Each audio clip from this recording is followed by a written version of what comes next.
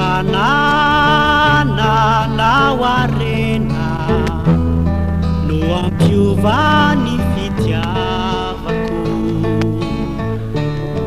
fa na misy na tsy misy volamena ianao no mahany firavako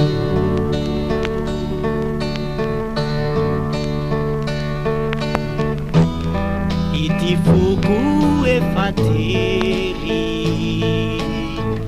feno fitiavana anao nahaoneno te avelirery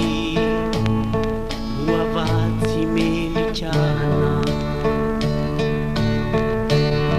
na ny masoandro azaky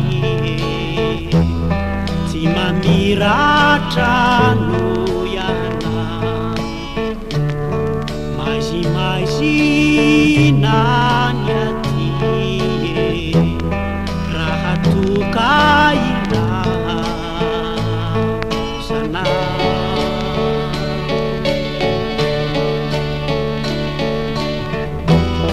feno raona milanitra ravany faniriako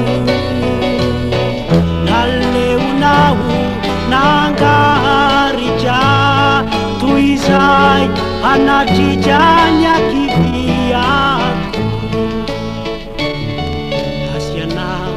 toniano lirinina